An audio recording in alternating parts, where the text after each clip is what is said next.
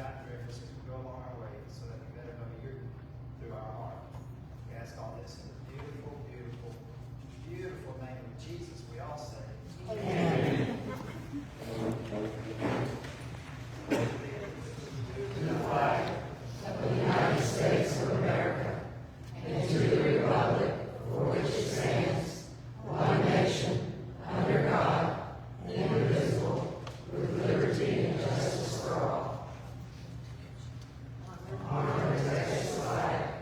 I pledge allegiance to the Texas, one state, under God, one and indivisible.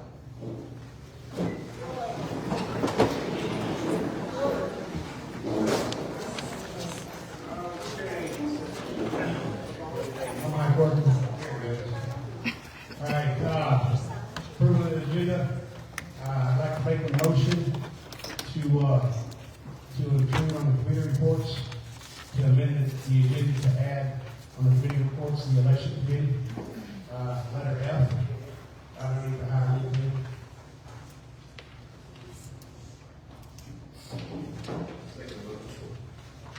All those in favor say aye. Aye. Has been approved. Okay, before we get into the meeting, there's some individuals I would like you property owners to know. First, it will be Roman Castro. Can you please stand, please? He is our new operations manager. So, he's responsible for all the grounds, the buildings. He's got a speech later on when he gets down to his report. So, we'll hear from him later. Thank you, Mr. Roman. And then we got security. Our new security, which is Mr. John Calvin and Tina Daigle.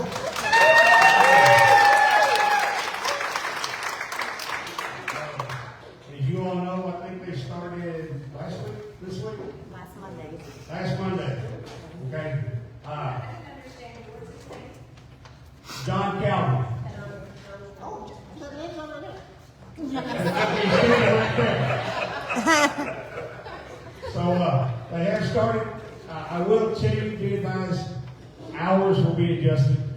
Nobody will know the hours. Hours should have been posted. They will be adjusted per the security officer's strengths. So just more to go on that in the future. Okay. So we got the added amendment to the agenda. Can I get approval for the minutes of the June 26th meeting? Can I get a motion? Can I get a second? A second. All those in favor? Aye. All right. Been approved. Okay, to recap over the closed session, we had some confidential personal property owner issues dealing with the fence. I think it's something that we've cleared up and come to an agreement on a path to go forward with that. Potential contracts. I don't remember. Nothing on that. Personnel. There was a personnel matter that we did discuss in regard to an employee. So we're a board involved in that as far as we're going to get some more testimony for some other individuals before we make a final decision on that. Legal. I'll let Mr. Kyle Beal give you a little brief on the legal portion of it. Oh yeah, what lawsuit, excuse me. Yes, so the lawsuit, the parties, our side is diligent to reach out to our attorneys, defense attorneys in the case, to try to negotiate a final resolution. There is an agreed judgment that is being proposed by our side to the other side. We've not heard back from their attorneys regarding their approval or corrections or whatever on the proposed final judgment.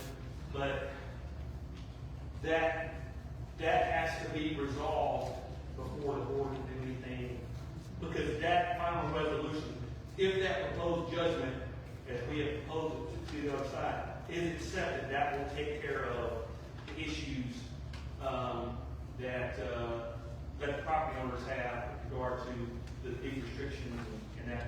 So that's about all I can say on it. We are moving forward on it. We just have to hear from the other side that they've not responded to our proposal. We got to hear from them. They agree great, we'll get it done, if not, then, you know, plan B, so, whatever that is. Yeah, okay, thank you, Mr. Kyle. Recap of decision taken since last. Approve that. Oh, yeah, need to make a motion to approve the extended 24-month payment plan.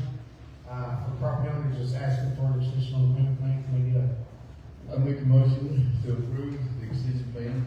any second? All those in favor say aye. Aye. All right, 24-month payment plan has been approved. Thank you, Ms. Tiffany, for reminding me of that. Okay, any decisions taken since we had last meeting? I know it's been a hot minute. June.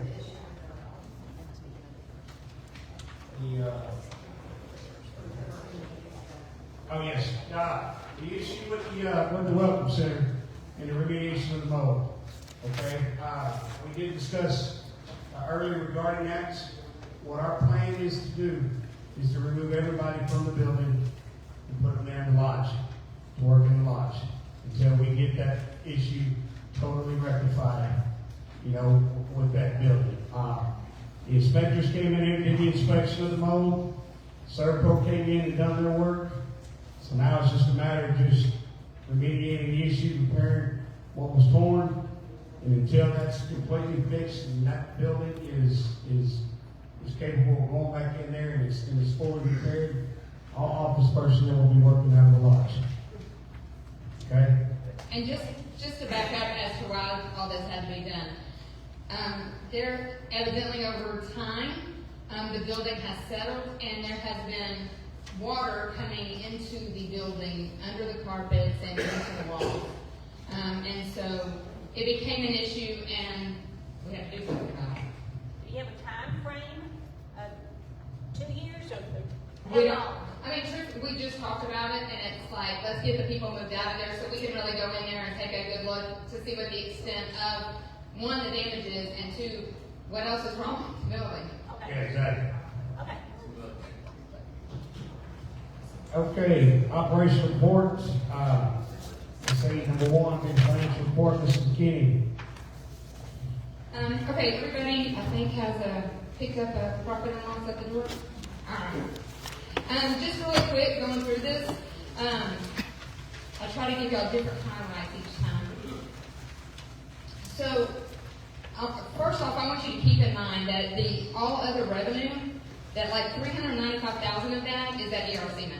Okay, that's not maintenance fees, that's not any of that kind of stuff. That's that money that has come in, is part of that other revenue.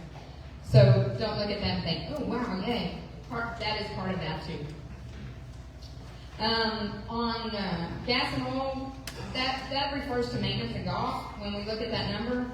Other outside services, this month was a time that we had to pay for our audit. We had IT is included in there, pest control. And one of the big items that was included in June is when the golf course did their deep time aeration, and they have to bring in an outside service company to do that. We don't have the company the equipment to do that. And I want to say it's like a 7 or a 9 inch time that aerates the ground, and then that makes the grass grow and whatever else it does. Repairs and maintenance, part of that is repairs to equipment. We did get some road materials in the month of June. Supplies and small tools, that's chemicals, office supplies, fertilizer, seed. It's just kind of that time of year that we have those things that we're going to purchase. Just a little bit about where we are. We're halfway through the year already. Financially, we're in decent shape to be halfway through the year. On a good note, our income at this point is over budget, not on ERC money. Our real income is over budget, and our expenses are under budget except for in a few areas. But part of the reason our expenses are significantly under budget to date is because a big chunk of that under budget is related to security. We had security within the budget for every month, and of course we haven't had security until now. Thanks, Jonathan. So that's a big chunk of where we are under on our expenses. The finance committee every month goes through every line for every department, gets details, picks it apart, asks lots of questions, and we will continue to do that, the finance committee. We are fixing to start the budget process, and once we start that process, what we would like to do is we would like to do a budget workshop with the community. So it would just be like as if you were at a city council and doing a budget workshop with the city council. We'll have the different departments, the different organizations come in and defend why they want the money they want. So that we can make good decisions and use what little resources we have in the most effective way that serves the most of Hilltop. That's it, I think, pretty much on that. Any questions? Yes. So, for those who have been here or have been paying attention, I guess, about it, the ERCB's employee retention credit is part of the COVID, grant money. Grant, right? Well, it's kind of a forgiveness, it's like a tax forgiveness almost, is kind of the way they word it. So, that was that money that she first started out saying it was additional funds, but isn't there more money due from that? Because I've been getting. We're anticipating possibly 2 more checks. We don't know how much those are exactly yet. But the other thing we have to remember is when we get those checks in, we have to pay a fee to get those checks for the company that did the legwork to submit the documents and all of that. Yeah, but it's a percentage, and so. Yes, it is a percentage. Better some than none, but. Oh, absolutely. The question is also, I've been getting reminders on my phone about the employee retention credit and that the funds are getting depleted. So, I was urged to, start, reading this with you. So that message is related that if you filed after a certain date, that those funds might not be there for you. We filed before that date, so it should not affect us. So, but it's always good to be a squeaky wheel of money. So. Well, I mean, Anita is in constant contact with the company who did this stuff, and so we've had some issues with mailing issues, like we had a street address and a P.O. box, and they wouldn't send it to both, and so they sent it back, and some things like that, but we've gotten those worked out. We are expecting a couple more, but we'll believe it when we see it. Ballpark idea of how much more? I don't know, I mean, it could be $5, I guess, and it could be $500,000. No, it's not gonna be that much, probably that. Well, I don't know. I heard it was about 500,000. Total, I think, that we would receive. Yeah. So, it should be somewhere around, I'm gonna guess, maybe around 200 if we get to that 500 point. Well, that's 15% of that. Yes, 15% of that, we have to pay for them every time we get a check in. But that's not 200,000. 15% of 500,000. I didn't say we paid them 250,000, I'm saying we have to pay them a percentage out of what we get. Right. Right. 15%, yes. Okay, thank you. Okay, thank you, Mrs. McKinney. Okay, members support, Mr. Roby. Got a report here to give us? And probably don't have the. You know what? Change? You got yours? Okay, go ahead. On the building side of things, we've been working a lot. So, on the building side of things, we've been working a lot with the restaurant, getting that up to code and ready to open. We've also started renewing the fountain, getting that to look presentable. We have a lot of other plans around here coming up with the campground bathrooms. Those are going to be getting some touch-ups as well. It's just a matter of time before all this gets done. But now that the restaurant's mostly wrapped up, other stuff can start to be worked on. So, oh yeah, the guard shack is also up and running and good for John to go. So that's where we're at. Sorry, I'm not much of a public speaker, so that's what we got going on with the maintenance side of things right now. The guard shack, so from what I've been told, our septic tank on that building is collapsed, so we cannot currently put a toilet back in there. We're looking at, we're looking at it. So. What about roads?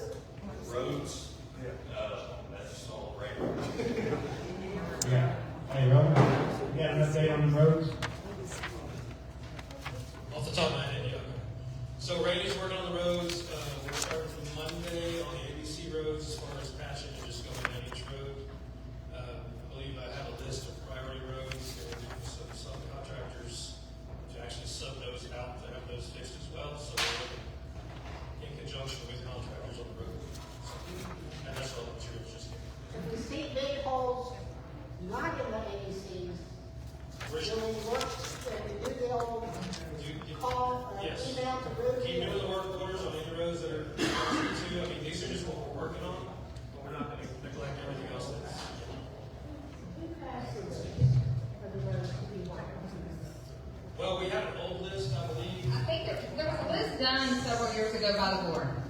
And so that's what we're working off of, because it was it had like multiple years on it. Somebody back there's got their hand up. But, real quick, hold on. So that's the list that he has. And during budget time, we'll come back to that and get that back out again and make sure that that's where that needs to be. But please note that the website has a spot. If you go to the website, scroll down to the bottom, it says maintenance request, and you can click that and you can type it in and it goes straight to Ryan.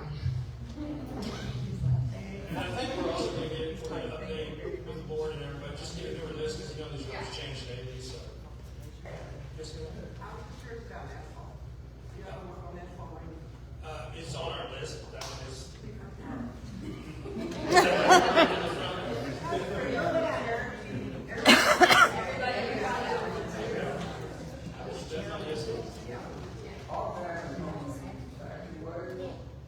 Yes.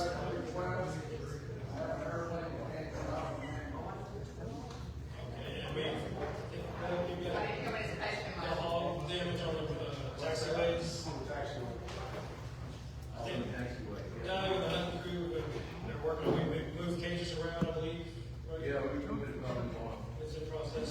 Yeah, we are working on it, and then,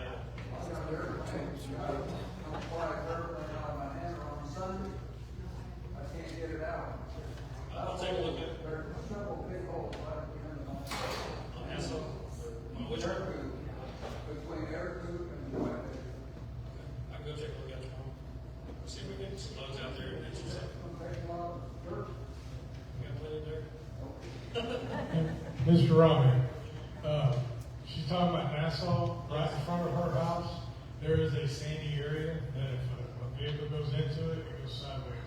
We have the bus the children are on, go up and down Nassau twice a day. So, It's dangerous. yeah. Okay, we'll address that tomorrow as well. Well, look at it. He ain't bringing up her. Anybody else? All right, thank you, Mr. Romney, appreciate it. Golf course maintenance report. We got Mr. Bryan in here. We do not have Mr. Bryan. Pro shop report. We got Ms. Candace. Guess not. Okay. Business office report, Ms. Ruby.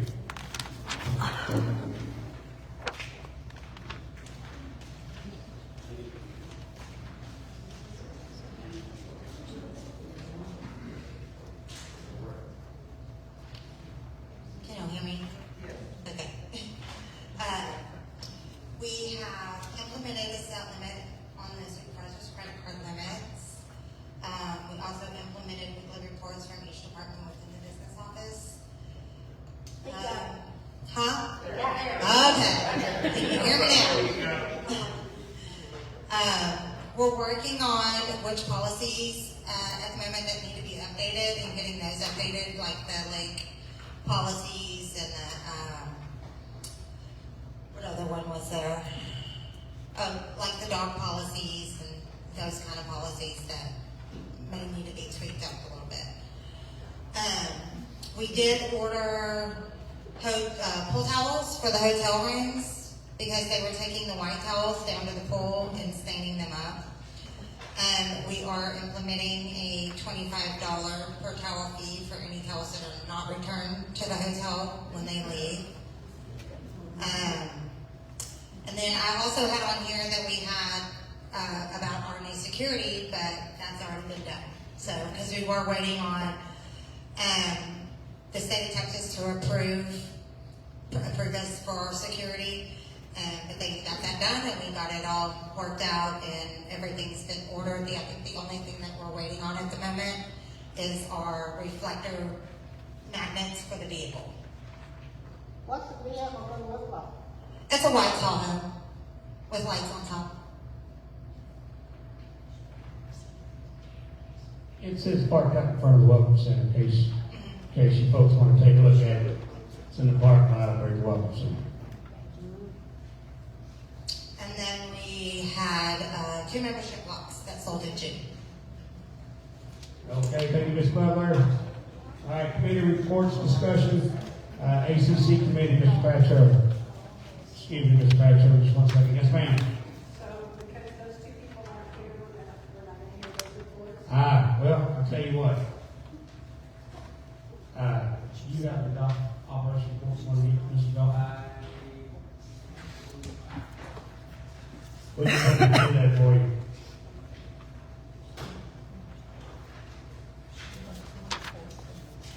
Okay,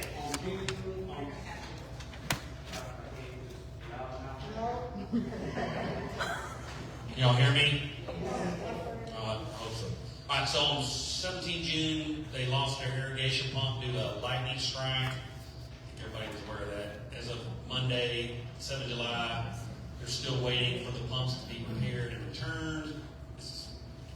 They were able to rent two 500-gallon water tanks immediately after the pumps went down. This allowed to continue to water the greens. The greens are progressing nicely. There's some thin spots rapidly filling in, and hot spots have improved. Pool behind water tanks provided us with the ability to more accurately pinpoint where water was applied, and then they're doing their soaking the edges and allowing the middle of the greens to dry to be. It's apparently what was needed. They've been able to spray and fertilize the greens, applied wetting agents, and then all the different fungicides and other sides that they have treated the greens with. Tee boxes, the transition from the winter ryegrass to Bermuda was much better this year than last. However, some of the tee boxes have become infested with large populations of goosegrass. They're working on that. They sprayed them back in July with a herbicide to try to resolve the problem. So there's expected discoloration of the tee boxes because of that. And they're trying to get rid of the weeds and stuff on the tee boxes. I think you can kind of tell if you're a golfer, you can tell that they're working on those, trying to resolve them, get them in better shape. Fairways and roughs are looking much better than expected, considering the pump situation. Again, not allowing traffic on the course for those few weeks helped get them back into good shape. They've applied fertilizer. They're spraying fairways. If you've been out on the course, you've seen them spraying, and they've got their program that they're implementing for that. So that's the golf course meeting. Miss Tiffany, you want to give a pro shot, if you would, since you're the money person? Sure. This month, the Pro Shop had $37,000 in income. Of that, $16,000 was from tournaments, which tournament totals include things like cart rentals, green fees, those kind of things. I'm going to say I'm consistently impressed every month with the Pro Shop's revenue, because every month they're just exceeding and exceeding and exceeding what they did the month before, and it's awesome because it's what Candace has done to add to the Pro Shop that's so good. It looked like they had about 2,700 rounds of golf this month, if I'm reading this right. So she's doing a great job of getting people in here and getting them out on the course. Just kind of bring it into perspective. She did right at $10,000, a little over $10,000 just in food vending and merchandise sales in the month of June, which is really, really impressive. If you haven't been there for lunch, I suggest you go. All right, thank you, Mrs. McKinney. All right, now, ATC, Mr. Patcho. I do apologize for trying to stand up there. Good evening, everybody. So we had total active permits 13 for the month of June. We had houses 4, 3 storage buildings, 1 carport, 0 lot clearance, 2 driveway concrete works, 2 fences, 1 septic. And permits issued during June of 25, we had 7 that were closed, 16 violations issued, 2 closed, or 6. Any questions? This may not be the time to ask, but if somebody clears a lot and they leave the brush on the lot, is that permitted? There's a lot around the corner from me that was cleared and all the brush is sitting on the lot. they're supposed to clear and take everything away or burn, and we're putting that note or that detail in the revised guideline, that everything be taken from the burn. Excuse me.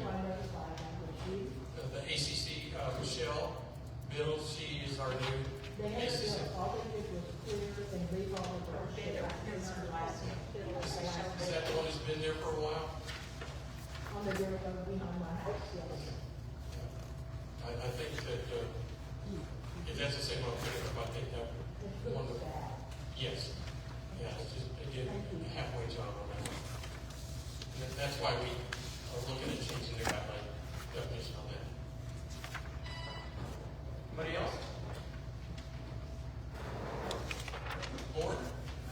No, sir. Thank you, Mr. Patch. I would appreciate that. Thank you. Okay, we're gonna go back to the operation report. We forgot one. Ms. Heather, for the post office report.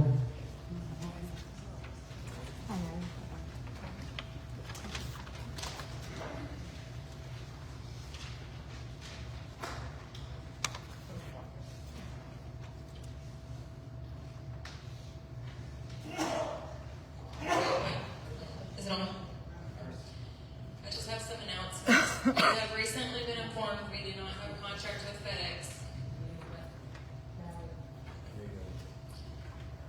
FedEx, UPS, DHL, we will no longer be accepting package deliveries from any of these mailing services. We do not have a contract with them. Please do not use the post office address as your mailing address. Use your physical address if it will not accept a PO box, and then put somewhere on there your PO box number. Only authorized staff is allowed behind the counter, no exceptions. It's a federal building, you can't come back there. Please use your PO box number and your full name. Do not just put a first name. There's a lot of Aprils out here. We don't know who it is. We have parking spaces available. Please do not park in front of the delivery door. We've had a couple of vehicles right down there, and the truck driver cannot get in there. If you're picking up a package, park there, get your package, that's fine. But do not park there. Thank you. Good job. Okay, thank you, sir. Appreciate that. Thank you. Okay, where's Miss Rita from the Activities Committee?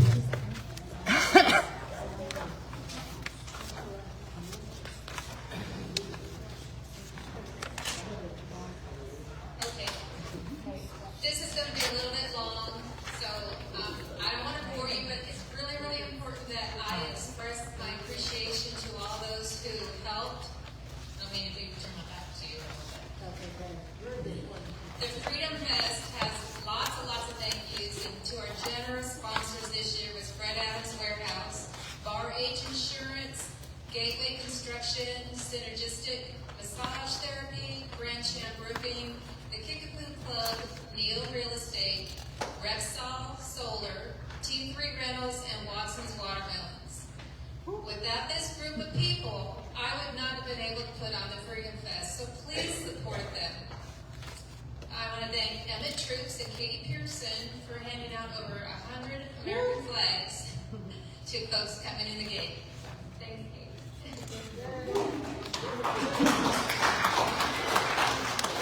Weather played a huge factor in the Freedom Fest this year, but it was a fun event that the committee enjoyed. The festivities started off with a pancake breakfast at our Pilots Lounge, and then our volunteers, Kathy and Tom Hutchinson, Mike West, Vicki Kerrigan, Chance Gibson, lined up our parade entries, and they did a wonderful job, and thank you.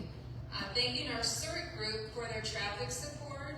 The parade was great, and the veterans began our parade as our Red Marshals, and we had a lot of folks join in this year. A heartfelt thank you goes to Ruben Escalante from the bottom of my heart. He assisted me in coordinating and laying out and doing the marker paint at this event this year, and he ran an amazing car show. Thank you, Roni and Chase. You guys didn't meet Chase. This is Chase over here. Chase was out to paint all the stars on the grass for us this year, and he did a lot of other things that you would never even know about. Another thank you goes to JD in our maintenance department. He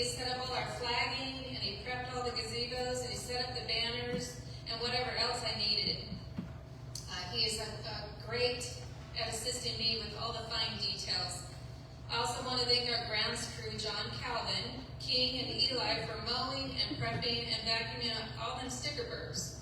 Thank you to them. They all work so hard in this heat, and they always make our common areas look really nice and well kept. So thank you to that crew. Thank you to our housekeeping department. They have the wonderful duty of keeping our facilities clean and well prepped for the crowds and then cleaning up after them. A big thank you to Don Price, Big Daddy DJ Don. He's always volunteers to be an amazing DJ for our community. We had 37 vendors show up, and I heard that they had a wonderful time. However, the rainstorm did keep them from staying longer. Our kids' zones had 2 large inflatable slides, endless foaming bubbles, and all the cotton candy the kids could eat. We had a fun balloon artist giving the kids free balloon art. The pet parade, we had a great turnout. Thank you to everyone who brought their pets. The first place trophies went to Presley and Moon Pie, and we had a wagon that had 2 really cute decked out geese in festive costumes that were adorable. And it was the biggest pet parade that we've ever had. And thank you to Zyla Gomez for running this event. I told you it was long.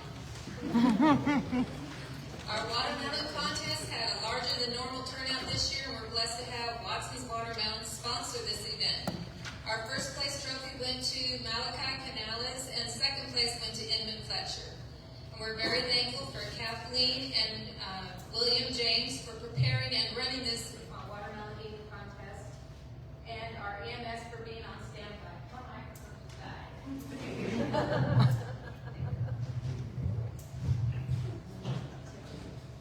Tiffany's always got my back. Okay, our photo competition this year had a nice touch to our events. First place adult prize went to Lisa Harvey, and the second place prize went to Lorna Stevenson. Our kids' entries went to Presley Figueredo. Our car show was very impressive this year. We had a great turnout thanks to Ruben Escalante and Tiffany McKinney for working and setting up this event. We had many cars, trucks, motorcycles, and a wonderful crowd. We handed out 21 beautifully themed trophies, and we were thankful to all those who came out. Thank you to our Lions Club. Bingo had a full house and a cool place to hang out and have fun. Our restaurant was open for this event, and I heard everyone was happy, and we're looking forward to their grand opening. Unfortunately, we needed to move our live band, Pushwater, from the patio theater to the Tonkawa room. At the time that they were setting up, it was pouring down rain, and a decision had to be made. The band was willing to let the show go on, and accommodations were made for both bands, Pushwater and Johnny Powell and Friends, to make it work. The fireworks were spectacular, and I hope that the board reserves the same vendor again next year before they get all booked up. Thank you to the POA board for hiring this business again. The Kickapoo Club was open to assist with beverages and host the event with Johnny Powell and Friends, and he volunteered to do that show for us too. Let's see. So Johnny Powell played, and afterwards, he played after the fireworks. I'm so very grateful to our water department for allowing us to utilize more trash cans for this event. And I also want to thank Joyce Perkins for taking pictures for us. We ran some advertisements in our local Madisonville radio station, KMVL, and our local paper, the Normandy Star. Thank you very much. I know he's there somewhere. There he is. Thank you. Thank you to anyone who stepped up to assist where needed that I don't even know about. I appreciate your integrity. Thank you to our community, your family and friends, for showing the American spirit.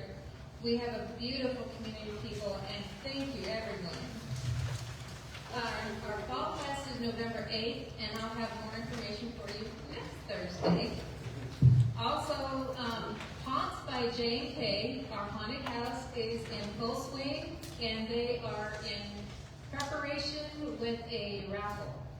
So please stop by and catch the girls, Kim and Joan, outside the door. They're going to be selling tickets. They've got a vintage First Straw Hilltop Lakes Golf Course, vintage hole number 18 marker sign, Second draw is a custom Halloween tote bag, and they've got many, many more items still coming. These this group of neighbors worked really, really hard in making this event free for us, so this is our way to help them get more items and make it even better for us. The raffle tickets are 5 for $20, and the drawing's going to be on August 30th at the Kickapoo Club. Haunted House will be on October 31st. Any questions? Questions? No, ma'am. Thank you, Ms. Rita. Thank you, everyone. Thank you.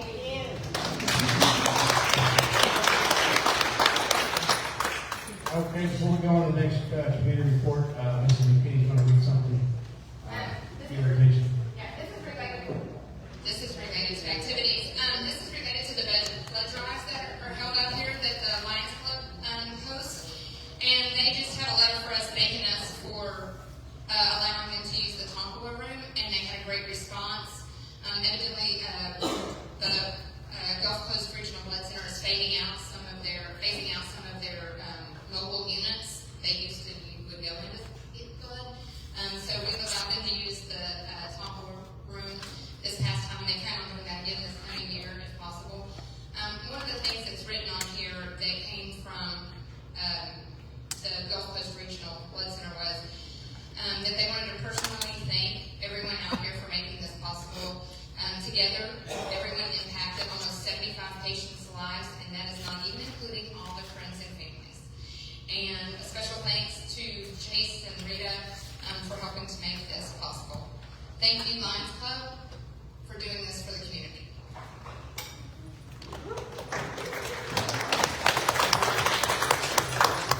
Thank you, Ms. Tiffany. Okay, beautification committee, Mr. Butler. The lodge fountain was cleaned out, as well as the flower beds around the fountain. New plan for purchase, Mason Heather planted new flower beds. Front entrance flower beds were weeded. Noticed today, it looks like it needs to be trimmed down too. Maintenance has started, or should be starting, soon to get them power washed. I'd like to add thanks to Bruce Grand Champ Roofing for donating the new metal roofs for the guard shack on the entrance and for the bathrooms down at the Tonka Lake.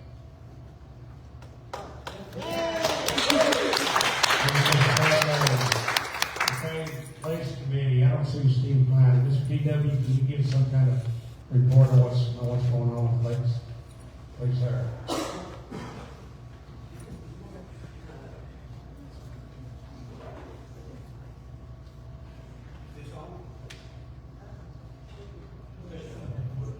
Okay, the company that's treating the lakes for the invasive vegetation, they were here for the 4th application Wednesday, August the 6th. They'll be returning Tuesday, next week on Tuesday. They are definitely treating Lake Tonkawa. Apparently, they're saying that Tonkawa this year is just eating their lunch. They can't get a good handle on it, so it's definitely going to have to be treated at least once and probably more than that. That's pretty well it. Yeah, okay, thank you, Mr. DW. Okay, let's move on to Lisa Harvey. Next, for area committee.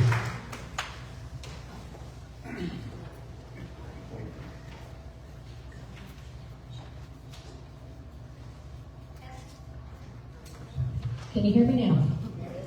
Okay, a couple of updates from Gila.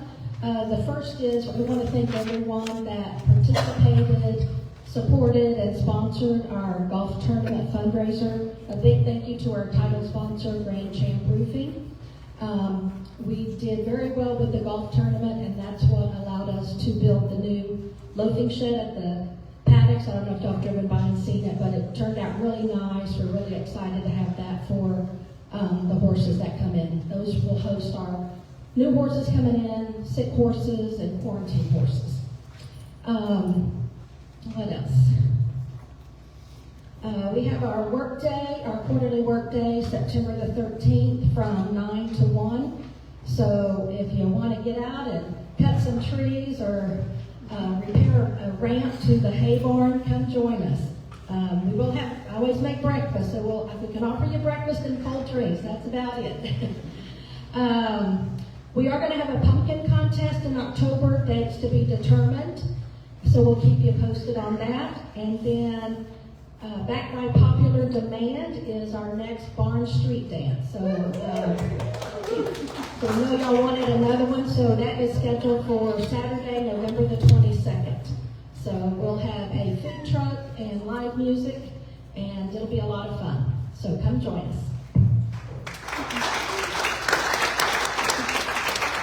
And Mrs. Harvey, okay with the added report, election committee, Mr. Bill Williams, you want to give an update? Okay, so I have been informed that I'm the chairman, well, okay, not the chairman, I'm the liaison for the election committee. And I have 5 names that I would like to nominate for the election committee. Those are Andrew Glass, Joan Calloway, Skip Smith, Diana Kelly, and Joyce Perkins. Can I get a motion to approve those 5 for the... I motion to approve the nominations for the committee. Second. All those in favor? Awesome. We got the election committee formed. Anything else, Ms. Williamson? The first meeting, I will contact y'all and let y'all know when the first meeting's going to be. Should be in the next week. Okay, thank you, Ms. Williamson. All right. Next item on the list is members to be heard. Only got one for this current agenda, Ms. Joyce Perkins. I'm gonna get to my video. I'll do it. I do all of it.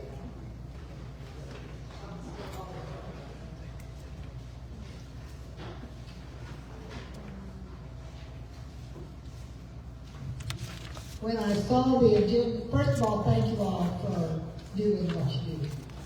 I don't want to. When I saw the agenda, I kind of lost the agenda.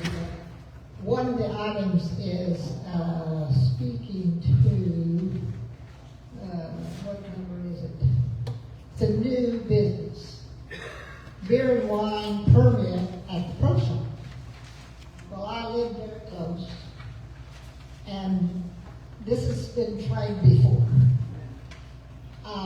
I don't know if you realize most golf courses that I've attended, which I've been golfing all around the state for the last 20 years, when there's a beer, wine, or any kind of alcoholic TABC, there's a premises, and it includes the entire golf course.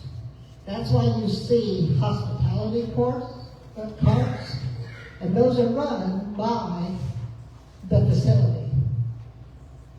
You don't bring your own beer. You don't bring your own birdie shots, which, you know, I pretend that I can make a birdie. If you don't know, as a golfer, what a birdie shot is,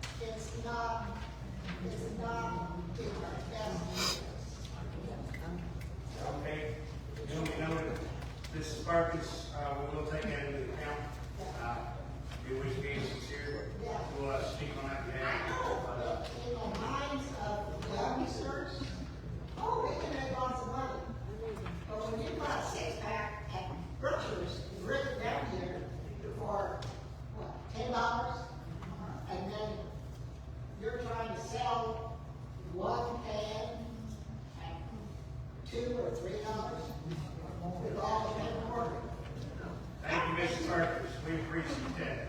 We only take it as you know when it comes up. Ready, next item on the agenda is old business. First one is the fine. Oh, Am I pushed to the end of the meeting again? I do apologize, Ms. Goodwin. You'll be next. You're next. Thank you. Okay? Fine POA lawsuit. You already addressed that? Now, Ms. Sylvia, you're next. So I was approached by several people asking me to keep this extremely brief, even though this is a highly critical issue for our community. It's come to my knowledge that our aquifer is directly in target for the hedge fund billionaire that is trying to get 10 billion gallons from the Wilcox-Carrazzo. The Wilcox-Carrazzo aquifer is the orange, the pale orange, and the dark orange. Hilltop Lake specifically pulls from the southwest part of the county. And so we actually pull from the aquifer that is above Wilcox-Carrazzo, which is called the pale pink and the dark pink. And so we sit basically like this. So here's the Queen City and Sparta, and here is the Wilcox-Carrazzo. They do not know what's in between. They assume that it's stone, could be sand. I was reached out to privately by a geologist and a hydrologist, and he, in confidence, reached out to me and said that he was born, or he's originally from Normandy, and so he had a vested interest in helping us, but he lives in Houston. So I asked our board if we could put together a town hall. This is so critical because he's saying what could happen is that once they drill, the big news is they're going after Wilcox-Carrazzo because it's the largest one. It goes from Arkansas to Mexico. But ours does not go that far, and ours does not have that much water. But I was actually told by our conservation district that they were not, specifically, that they were not after the Queen City and Sparta. The last hearing, which I put up on Facebook, that the guy's attorney specifically mentioned Sparta and Queen City. So they're after our water. There are 4 legislative issues. We have one strong guy that I can't say how strong he is. These guys, I would say this guy's a billionaire. He's paying off a lot of people. They caught him. They caught the guy that's drilling all his wells was on the board of the conservation district, of our conservation district, and he already had a contract with them to drill all his wells. He never recused himself from any of the meetings about this issue until the very last day, right before it became public, which that was another story. They were very secretive about the way they published it in a newspaper, and someone just happened to mention it in another county at church, and it just so happened that this church person decided to tell our judge, and there's three counties in particular that this is going to affect. So what we're asking from everyone is we need to put together a letter writing campaign.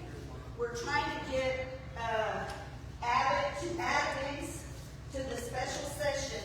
Otherwise, right now as the law stands, he has the right to take the water. He's asking for 10 billion gallons. At this moment, he can take it, but they put it on hold, and we're begging the governor to add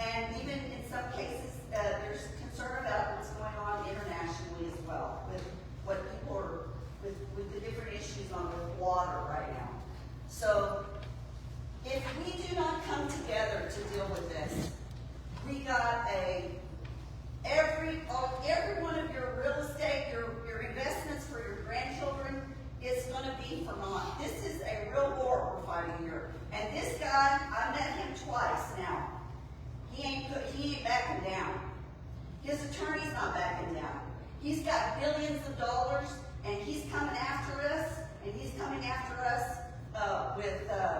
with the globalists, and they have their sights right on us, right here. They want our water. It's sweet. Our water is sweet. Our water is pure and clean, and they want it. So, and they want to sell it, and he's actually not telling what he intends to do with it, and they still can't get it out of him. I'm telling you, this guy, he's a hard player, and we're in deep trouble here. We don't get together and start a letter-writing campaign to get the governor to put these on the special session. He's going to be calling, it's already been announced, he's going to be calling a second special session, even potentially a third. So we desperately need your help. Any questions? Yeah, just a quick question. Can you do a draft template of what you want us to say? Put Yes, it on Facebook yes. and we can. Yeah, and then these newspaper articles, you can see the text of the generic text. You can look it up online, and I'll put something on Facebook as well. So here's a bunch of.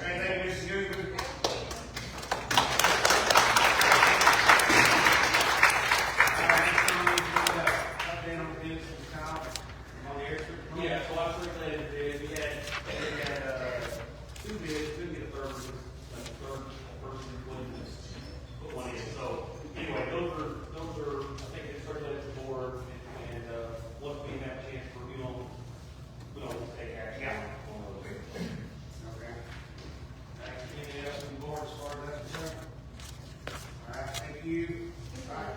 Yes, ma'am. Yes, ma'am.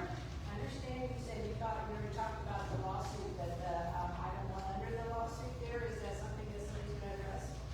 Or is that all inclusive there? Yeah, I think I've already addressed it earlier in the meeting about where we are. Say it again if you need to. Well, I understand about the lawsuit and you guys accept the proposal to them and all that.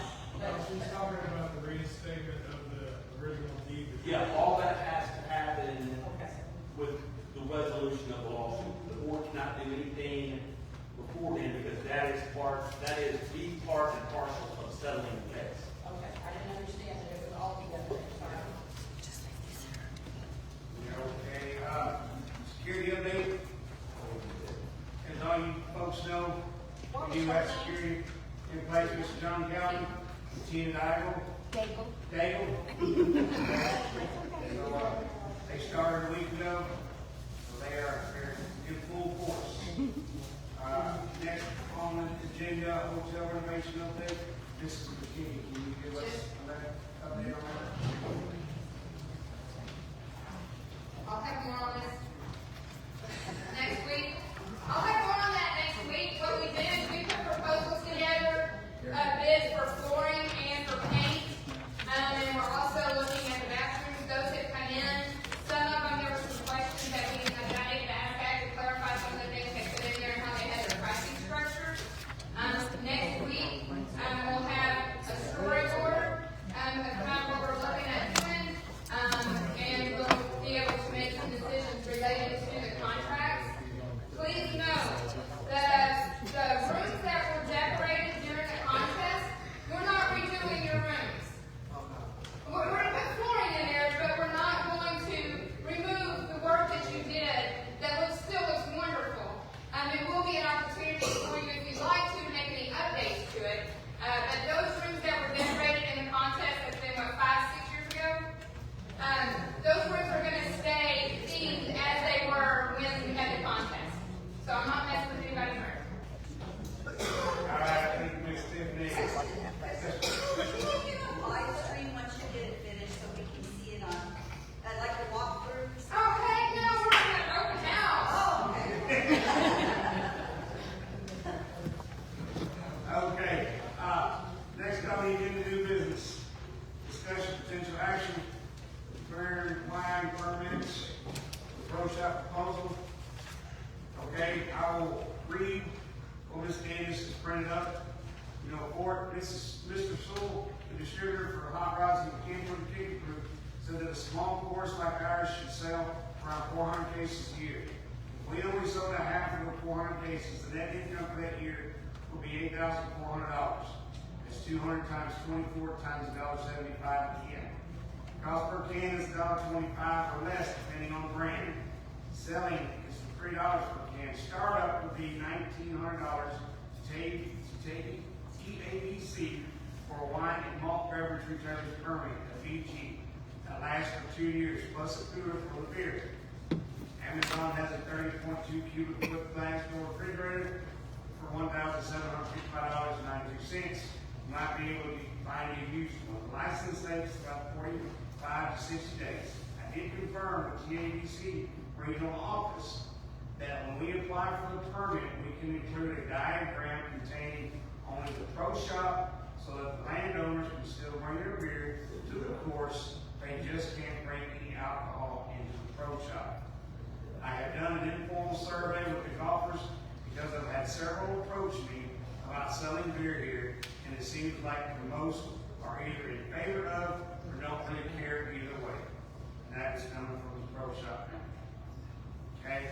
So, with that said, any questions, comments, concerns? Yes, Mr. Patrick. When they have the tournaments, then will they be required to purchase beer from the pro shop, or will they be able to bring their own in? Candace and I kind of briefly discussed that because, like, when you go to, a lot of times when you say go to a cook-off, you go to a cook-off, you're required to buy your alcohol from the organizers of that event.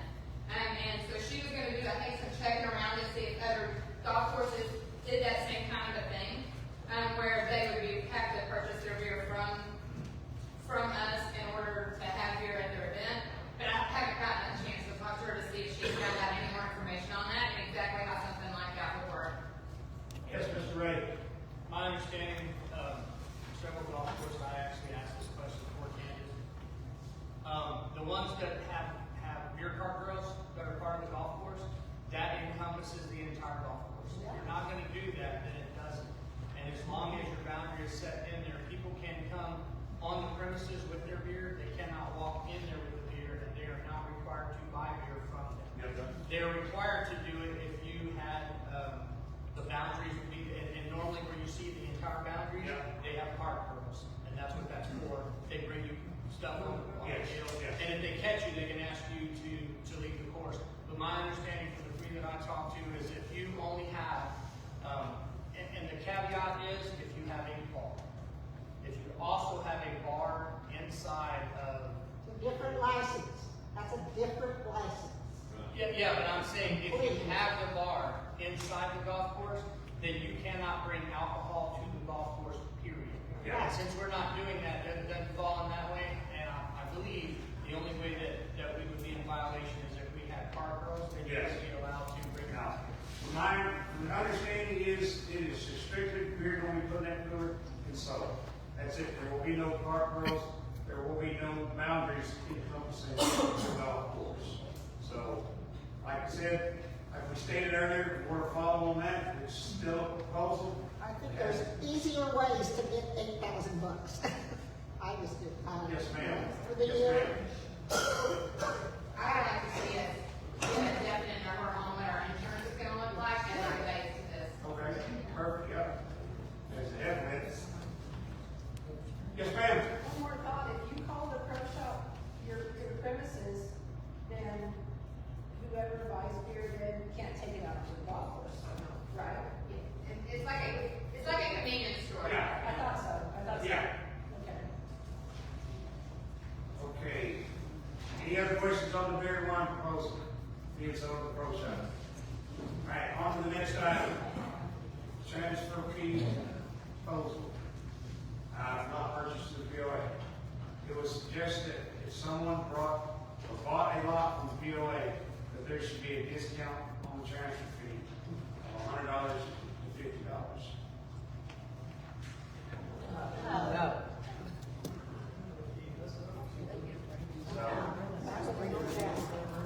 This economy is going down. I think probably, I'm not the one who suggested this, but I think part of it is we have so many $500 lots out here to pay $100 to transfer a $500 lot versus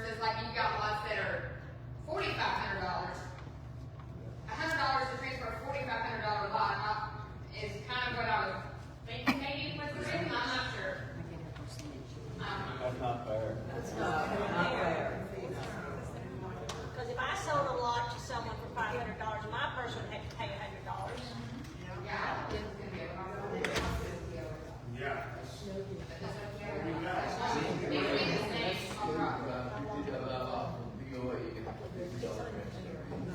That's not right. It's just going to sell a lot of POA. You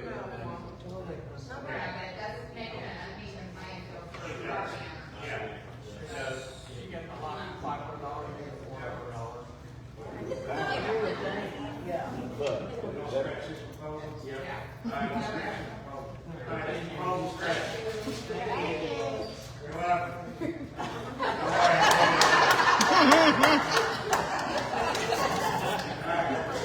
Next item on the agenda, we're going to scratch that because that was just the miscommunication part. The back wing and the tractor has been repaired. It's been working beautifully, so there's no issues, and they're doing great work. All right, so that is everything on that. All right, next item. If we go through here, members to be heard. This is got a long list, so we're going to keep you on 3 minutes, please, if you don't mind. I know it's the first time I've actually enforced this. We're going kind of over, and we're going to stack. All right, Miss Lisa Harvey, 33 Clydesdale. I think we've already answered one here. Okay, you don't hear me okay? I don't have a microphone?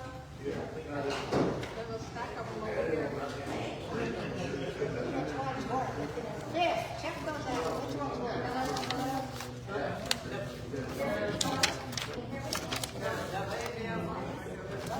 Turn it on. I thought it needed to be designated charger. Yes, ma'am, understood.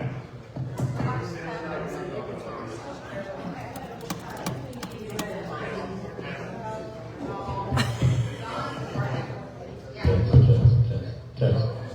Hello? Okay. There you go. All right. I've got a couple of issues I wanted to talk about. One, I just want to thank the board too. I think you guys are doing a good job. I appreciate all the support you give us. There are a couple of things that I wanted to talk about. The hogs. So we are seeing hogs in areas that I've never seen them before. They're down on Posto, going to the lake on Clydesdale. I mean, we see them during the day, and they're tearing up yards out there. And I know that, I think the current process is very reactive versus proactive. Once they hit your yard and tear it up, bringing a cage in and putting out corn to attract more, I don't think that's a good solution for a subdivision. So I would like to request that we go back to the dogs. The dogs run them out of Hilltop. So I would just like to bring visibility to that and ask for that. Can I answer that? Sure. I don't know that we have a problem as a board bringing back dogs. Okay? The only issue with that is the previous individual that we had running them dogs, he didn't have a schedule for us. Okay? We didn't know when he was out, when he wasn't out, when he was running, when he wasn't running. And we were giving him a dollar amount every month, whether he was running dogs or not. Now, I would be inclined, and with the Wildlife Club, as they have sent out a proposal that we're going to review next week in the board meeting, okay? And talking with the president of the Wildlife Club, I believe it's something that's possible, but if we're going to have somebody who's running dogs, we have to have somebody who's going to have a set schedule, and then give the Wildlife Club that schedule and be in constant communication. Because as it is, we're not going to give an individual $500. We don't know what he's doing or what he's doing in bed. Okay? And that was the only reason. I mean, nothing other than that. We just didn't know when he was out. Did you ask him for a schedule? Did he would not give you a schedule or what? We never got a schedule from him. Did you ask him for one? What, excuse me? Did you ask for one? I personally did not ask him, no. I did not. I did. 5 times.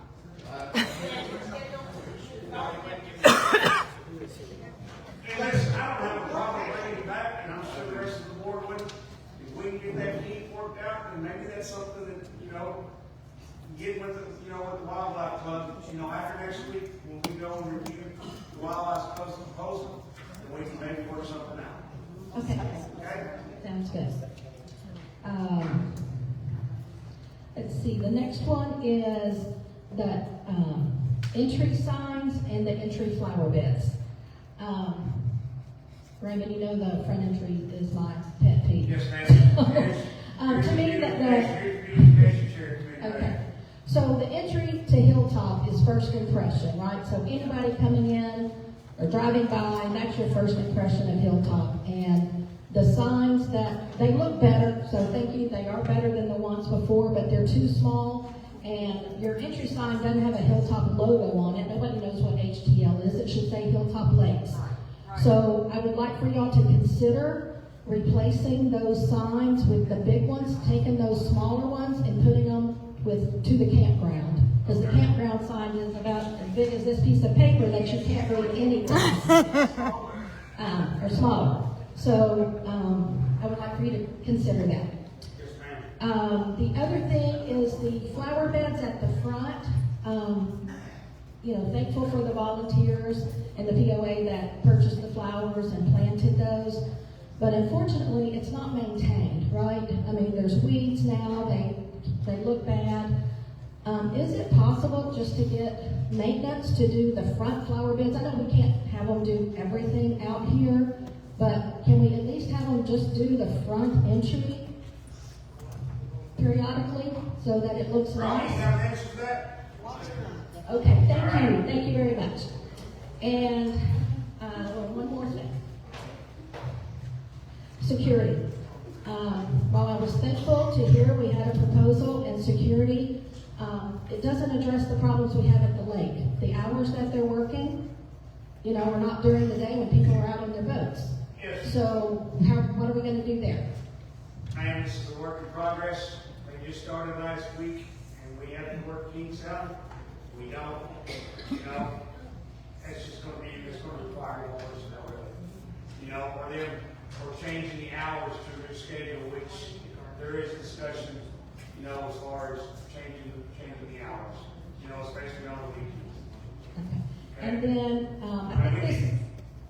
if you have suggestions, anyone you have suggestions for the lake, we're all ears. Well, I think rotating hours where you've got some, day coverage, especially on the weekends, right? That's when everybody's out. Kids are back in school now, so it's just going to be mainly the weekends. So if we could get some coverage on the weekends, that would be great. I think this has been asked numerous times before because we have stickers on everything out here but our butts. So could we possibly consider getting stickers again for the vehicles? I know for security and everybody, if you see a Hilltop Lake sticker, I know we had them years ago. If we had a sticker on the vehicles, at least that they belong here, right?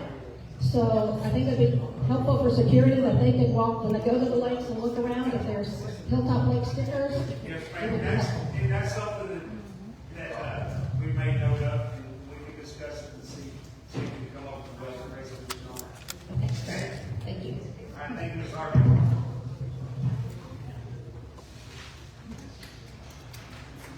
All right. This is Joyce Perkins.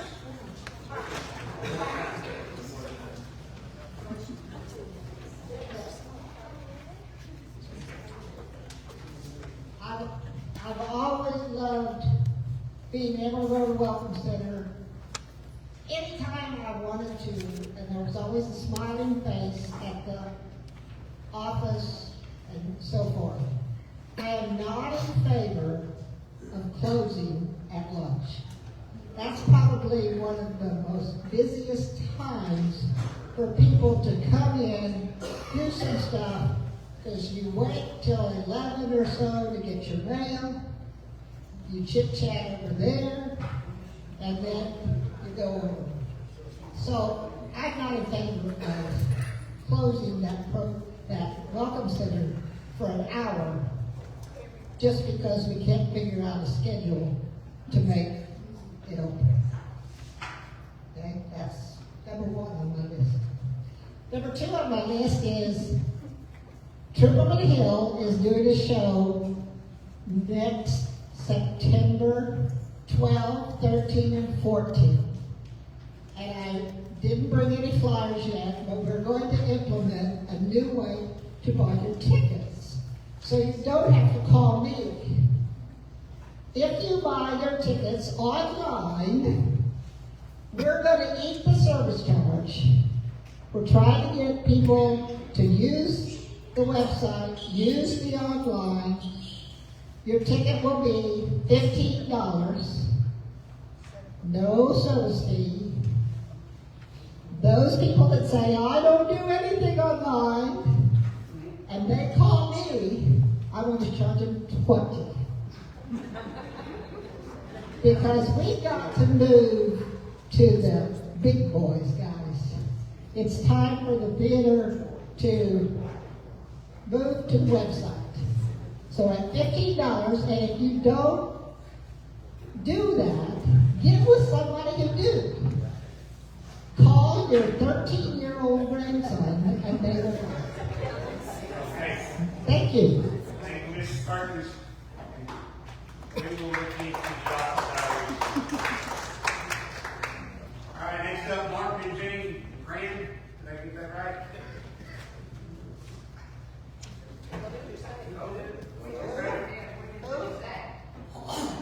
You didn't say nothing. I said Mark and Jane Graham. And Jane Graham. Oh,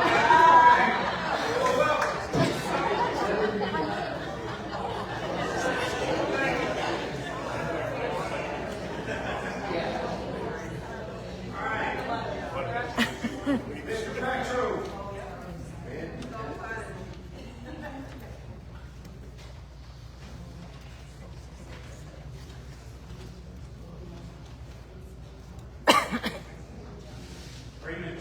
I'm going to read off an announcement from the Facebook from the community center. The Welcome Center would like to apologize for the miscommunication of the pool being closed for a couple of hours yesterday due to a rental. Moving forward, the pool will not be closed for the community for private parties. We understand that this is an inconvenience to all property owners. Again, we apologize for the inconvenience that it has caused you. Thank you. Welcome, sir. Ruby, could you please tell me how many complaints you got in reference to that party? I mean, on Facebook or personally? Either one. More than 10? Oh yeah. More than 20? No, I can't recall how many were on Facebook, but there was several. Okay. So this is not going to happen again, no more private party? No. Okay. So you probably know where I'm going with this. Golf course. Okay. On the golf course, deed restrictions, it says, in most of it's item number 10, that if you're going to bring a guest, that the lot owner or property owner must accompany them. Is that not correct? That's right. Thanks, Doug. So we have one set of standards for the swimming pool. Yeah. Less than 20 complaints. And you got virtually the entire golf community upset about these guys coming in that are not property owners. They're not with property owners. And they just give somebody's name. And they go. And we understand that this is a good, I mean, for two people on a cart, you're looking at $510 each time somebody comes in. We understand that. But, so the thing is, can we work on something? Can we do something? That is in our deed restrictions. Make them, if they're going to, and I understand that this has happened in the past, friends and family, we know all about that. We know what the standards are. Can we enforce them? So I want to make sure I'm understanding this clearly. Your children come into town and they want to play golf. You're in the section with guest officer, and you're out of town. You can't go play. You You don't want them to be able to go play golf while you're gone and they're staying at your house. No. And that's what you're saying, right? That did happen. That exact situation did happen with us. And what we told them was, just avoid the golf course, because we don't want to get caught and be used as an example that we did it for you, why can't we do it for everybody else? That did happen. Could we at some point have a golf town hall meeting? And let's, as a golf community, everybody come and talk about, as community owners. I think it's fair. I mean, you know, we're gonna establish a town hall, you know, bar. The issue is different between private and non-private courses. This is supposed to be a private course, and it's true. Private course, you cannot go on the course because unless you have control of it. Yeah. If you're under 18, if you live in a house alone, that could be there's just because a friend wants to go, it can't be there. And that's, I know that's a rub, and it should be. They leave, a lot of times they don't want to go there. We can't hear you. So can we put a stop to this until we do come to a resolution? Not allow it to happen anymore, no different than we're doing for swimming pool, until we do that. Maybe that'll help speed up the process. That's why I want to do a town hall. This is 40 years of precedent that you're coming to us and asking us without any data from anybody to stop. It's 40 years. I understand we have our deed restrictions, but it's going to take more than today, I feel like, to properly inform the community of something that they have been doing for 40 plus years. We've only seen the onset of this most recently, and you can prove it by the money you've been making on the golf course since the first of the year.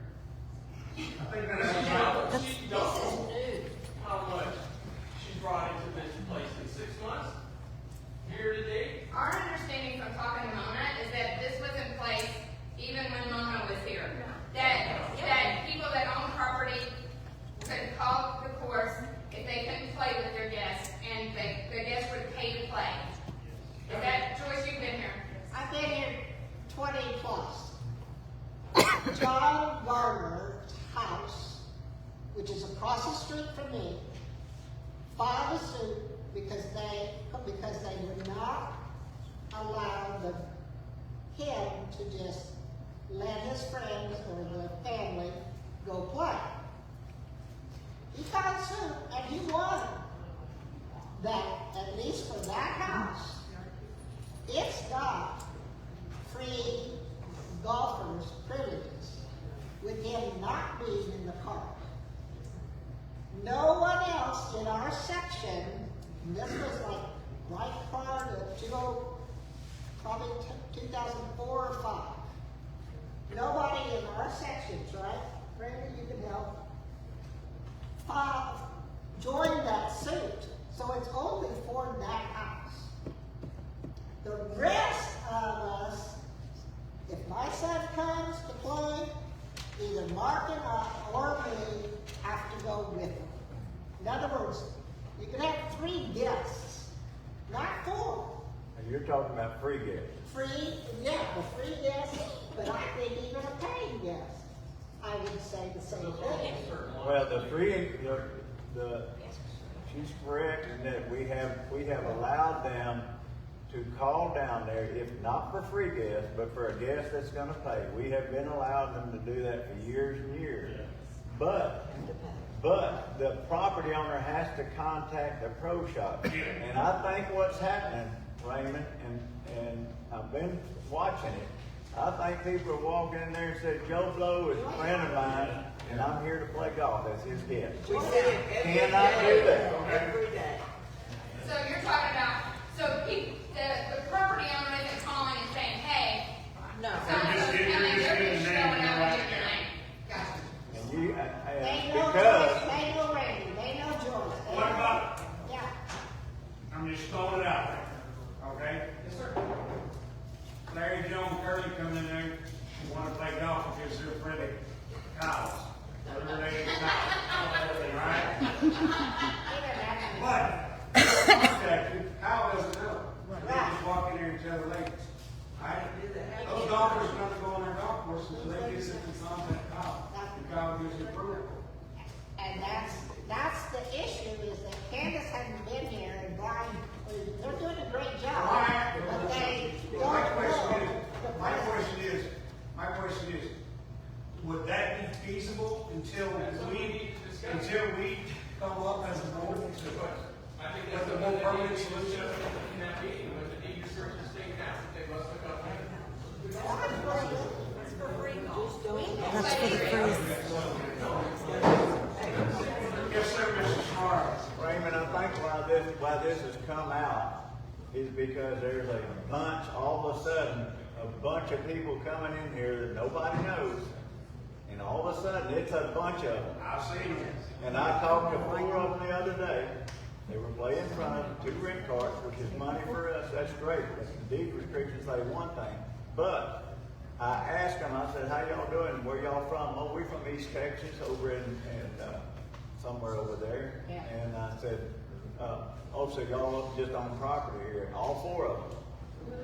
They said, no, we don't know. There's a guy playing in front of us that's our friend. I said, oh, who is that? Well, can't remember his name.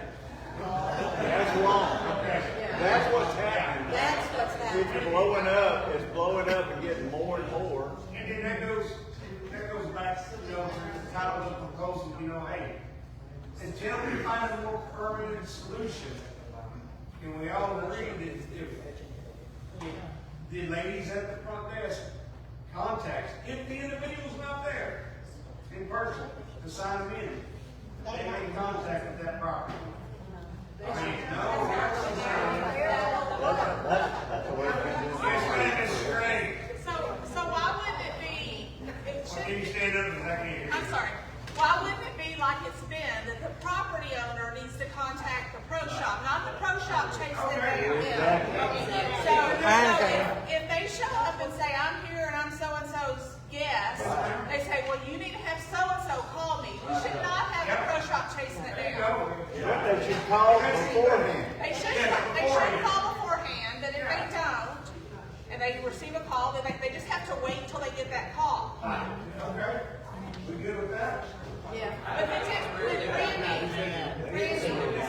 deed restrictions speak to, they must be with the property owner for free golf, not, it's for the ones that say it that way are the free guest sections.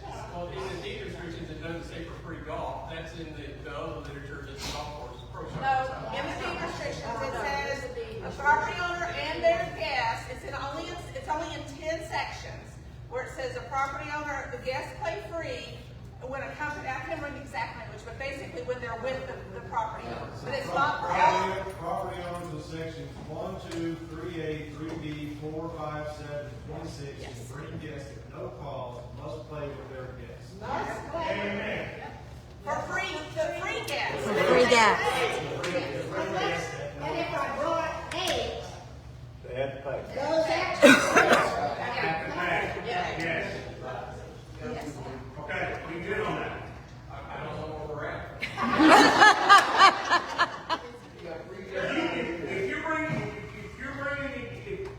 If you're allowing guests to play for free, and you name that section, you have to call. If they have to- No.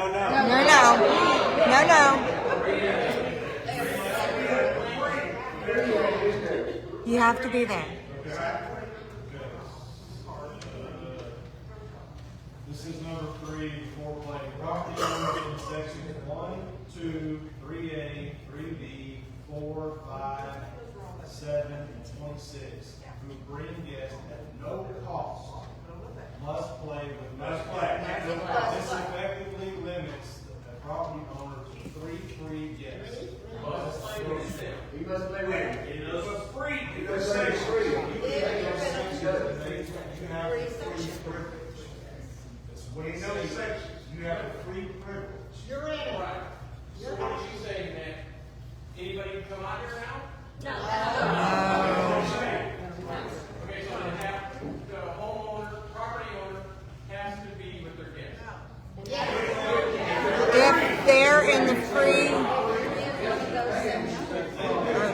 God.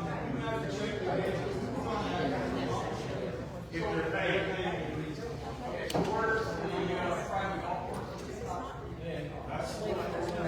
you can't just walk up and play golf. You can't walk up and play golf. You have to be a guest over our camp. It's no different than somebody comes and stays at the hotel, they go to play golf, they're a guest of management to go play golf. So same. You have a guest coming, you're out of town, you have to call the pro shop ahead of time. They can't walk into the pro shop and just give your name. If you have to call and say, I have this guest coming, they always come.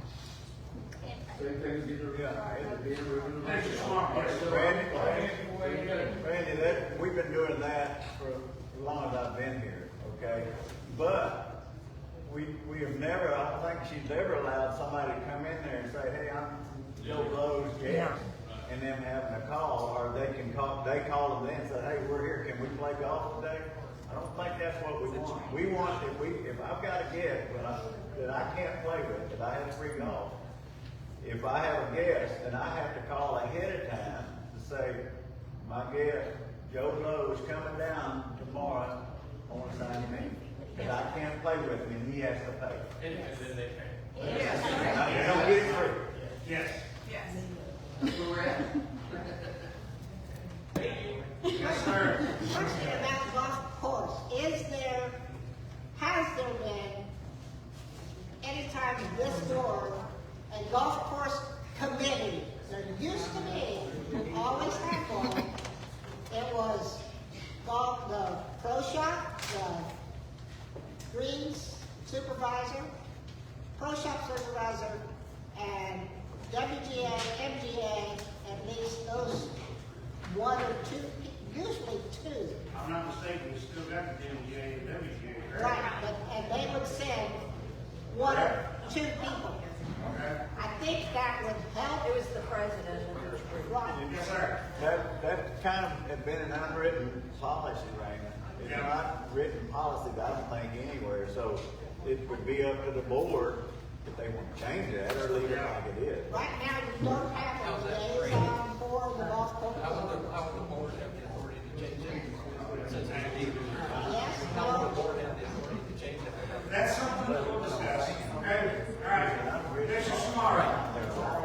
Next on the list. You're already on the list. Come on. I didn't mean to cut you off.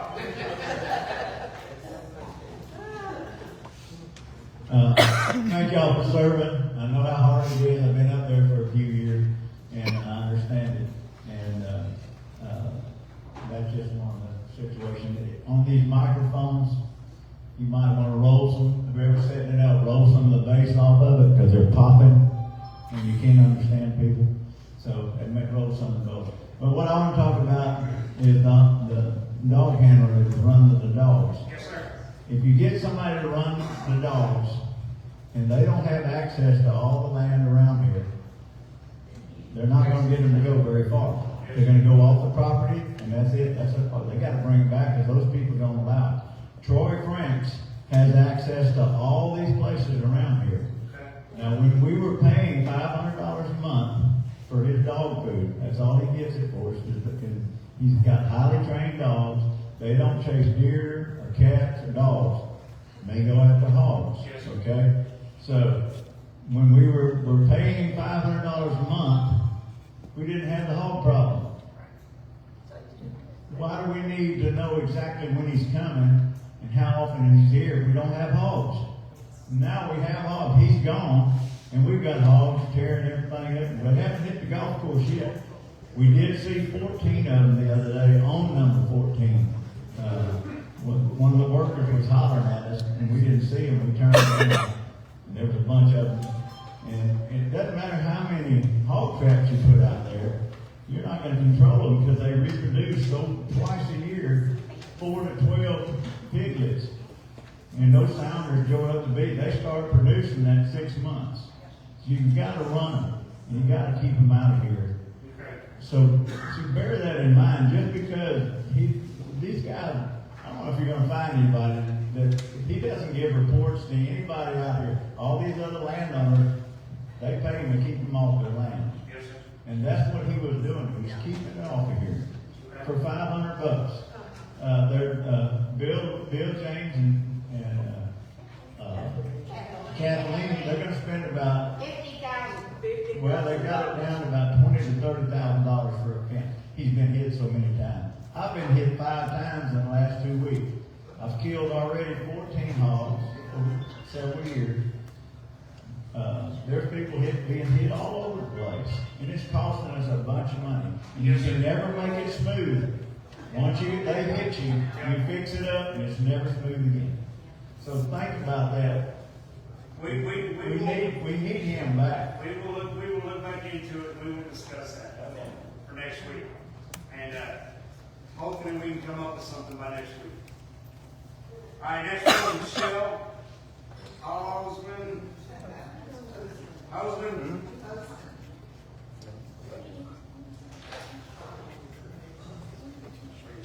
Oh.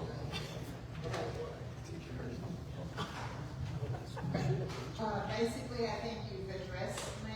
I moved here 5 years ago on a trail ride, and I was told 2 years later they were going to work on our road on 25. And this is 25, and my road's still a mess, and I'm still waiting. We did finally get maintenance out there to fix the sugar sand on one end of trail ride, but the asphalt on the end where I live and the other new houses are, it's falling apart. It's gone. So I know there's a lot, but I felt like 2 years ago there was a list, and we need that list to be followed. Yes, ma'am, and like Mr. Rogan stated earlier, he has that list, and he's most. I think they did address I appreciate that, they did address the sugar stand down the other end. People were going around it into the ditch, and then they ran over the stop sign, so.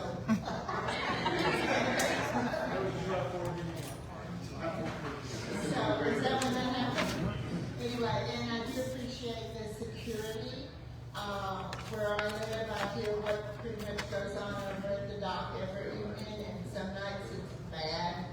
And so 6 o'clock is good, and from 6 to 10 is usually crazy time over here. And I'm sure anybody else that lives along there can hear it all too. But it sounds like they're in my backyard. And so most of the time we're just having a good time. There was one night, I know Mike McClellan wrote a letter to you guys and told you about the guy that was parked on the dam.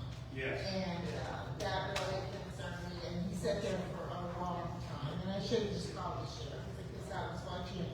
But I had to wait for a car to come by to see exactly where it was. And then I left after that. So the only other thing is I appreciate, I was glad to hear that they're going to do the lakes again. On my dock, it's still very weedy. So I appreciate you guys. Thank you. Thank you, ma'am. Thank you. Okay, next one, and forgive me, Evan.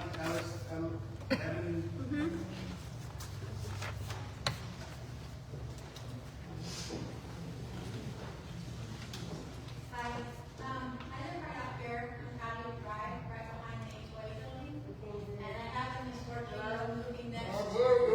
That's not working. Can you hear me? Yes. So I moved right next to Brian Ware, and I don't know if you're aware who he is. He's been a living nightmare for me. He stole from my property. He's put blankets over my camera. He caused me so much grief you would not believe it. He recently got arrested, and he's in prison right now. I believe it's for pulling a gun or a knife on a hair salon lady. He's scheduled to get out. I built a fence, I extended a fence that goes between our properties. And I'm told that I can't have the fence there because it's not even the guidelines. Or what I'm planning on doing is putting the wrought iron one all the way around with spikes in it so he can't come on my property anymore. So I'm just asking to allow me to have that wood one that's extended. And I've taken pictures, and there's other properties on here that have wood fences. There's one right next to the HOA, right behind the HOA, and it's just going alongside our properties. I'm trying to restrict him from coming onto my property because he thinks he has all the rights to do what he wants. And I'm worried that he's gonna get released, and I'm gonna end up with the same nightmare again. Ma'am, you will need to talk with the ACC. I did that, they advised me to come here, I already know that. Okay, well, there you go. We have. I took a picture to see my fence from the. Please. She did approach, shared the same concerns which we, understand. Yes.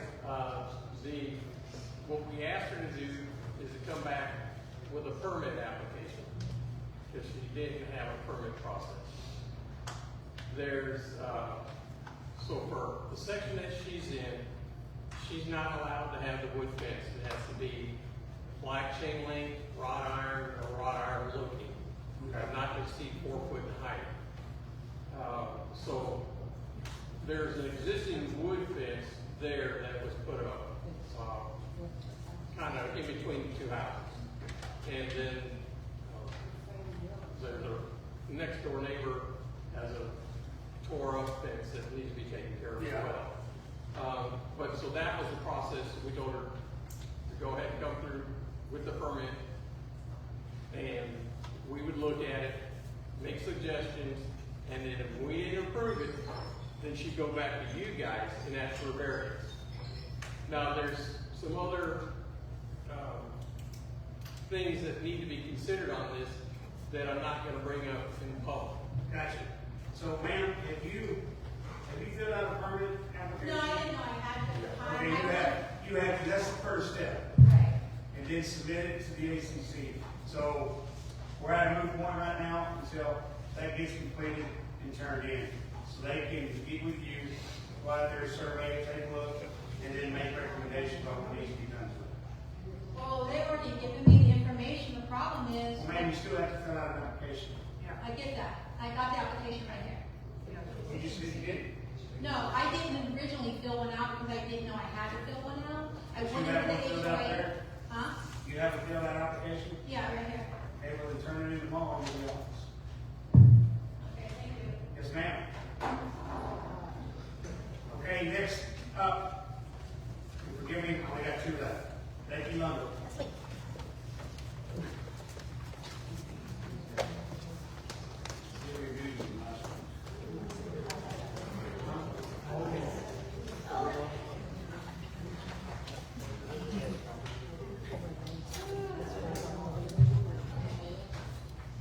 I do commend y'all because y'all do have a very hard job sitting up there and giving your time to the community and to listen to all of us. Okay, mine is going to be on the take-back lots.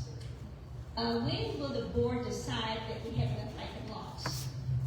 I got a list from the Welcome Center, and on the buildable lots, we have 64 that are for sale right now.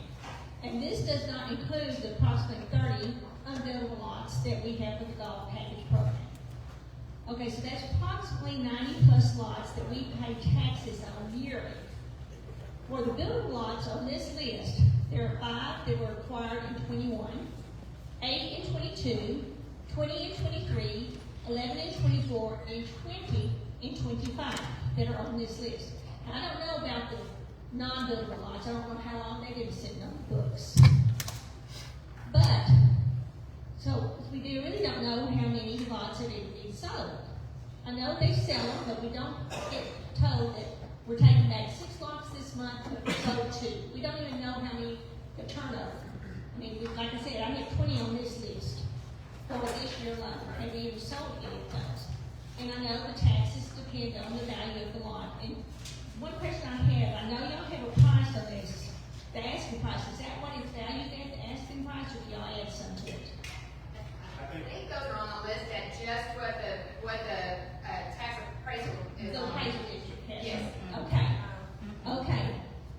I know that people, I really think we should have a limit on how many we have, and because we're going to be taxes on them. I know the property owners call and want to give back lots for different reasons, but we do not have to take them back. If the property owner chooses to stop paying the maintenance fee, so be it. I mean, if we take the lots back, we're not getting it, but if we do take the lots back, then we're paying taxes on them. I know we can vote on these, and in fact, last year, 2 of the city board members always voted no to take the lots back, and now all of a sudden everybody's saying yes. I just do not think that we need to be in the real estate business. There needs to be a cap as to how many rents we want to have on our books until we get some of them off. That's all.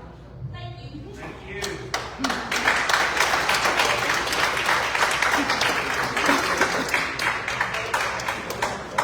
Okay, next on the agenda, speaking of take back lots. Yeah. Nope, that's it. She was last one. Sylvia said no. No, I Yeah, she took up 20 minutes over there.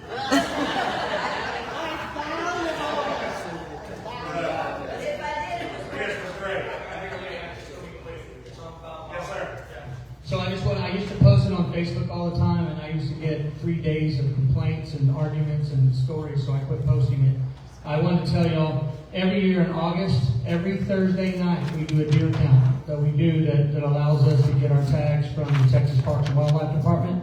I did last Thursday. We will be doing one tonight. You'll be able to tell. We'll have a light bar on the Jeep driving down the road. We'll have spotlights, and we try our very best not to be shining it in your windows and stuff, but sometimes around the golf course, we gotta kind of try to shine because that's where the biggest concentration is. I just wanted to remind everybody that we're not trying to steal, we're not robbing, we're not shooting deer. That's all we're doing is we're doing a count so we can turn it into the Texas Parks and Wildlife Department.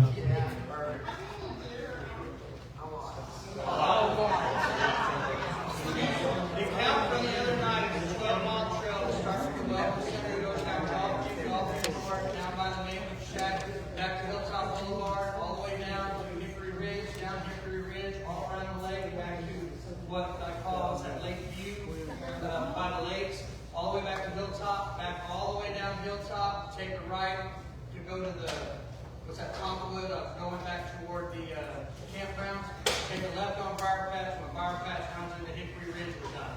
It's 12 miles, the biggest concentration, the last one I did last week, and imagine, it's just in that 12-mile circle, was 209. So that's a really high level. And most of them are on the golf course, by the lakes, here, by the fire department. That's where we see most of them. Once we get in the back of the Oakmont, it's so thick we don't see much there. I mean, that's the time where we need to pull over and use the restroom back to see. We're not going to see anything. But I just wanted y'all to know there's the main concentration where you're going to see these lights is going to be around the golf course. All right. Thank you, Mr. Ray. Okay, as we talked about earlier, take that lots. We're going to table this. Okay? For this, so we can come up with a better process / plan. So, I don't know for the board approval to take back lots. We're tabling that. Okay? Do we have any announcements here on the board? Any announcements out there in property owners? I just want to remind everyone, I'll be putting something on Facebook and some sample paragraphs that it would take from, because I was helping with the database of the first stuff that we sent to the county. So there's a lot of language you can pull from there. All right, thank you, Mr. Goodman. All right, last but not least, Amen. The security would like to introduce themselves and give a little background. My name is John.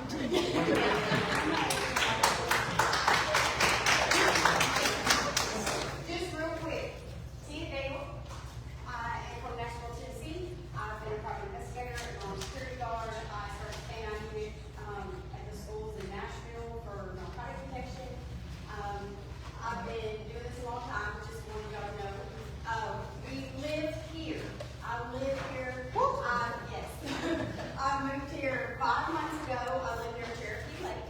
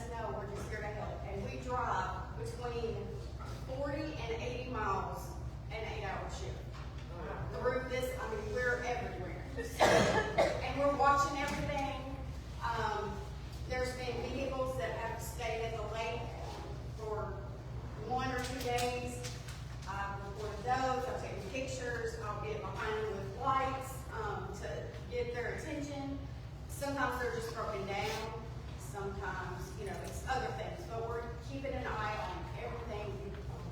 Thank you. Okay, go ahead.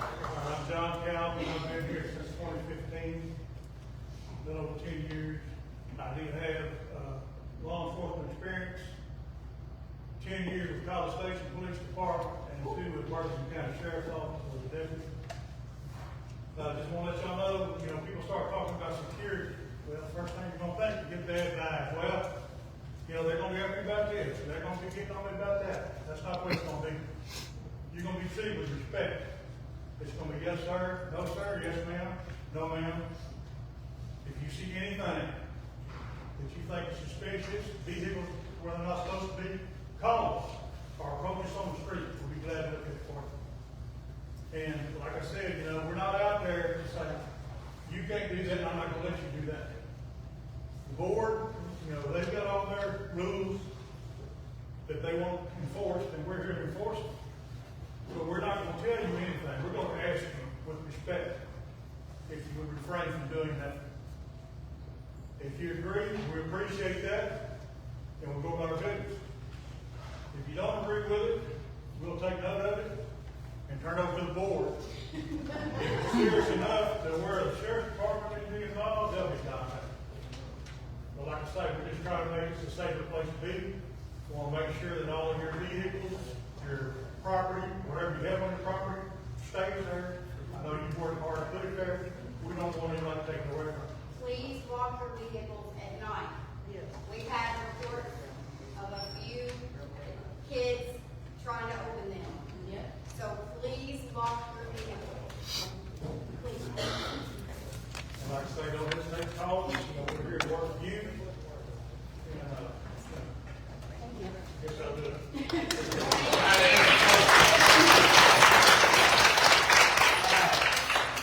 I get a motion. We adjourn this meeting. I get a second. All those in favor? Who seconded? Who seconded? Yes, I have loads of Love you too. I'm good. I watched it the whole way home. I know, I saw it.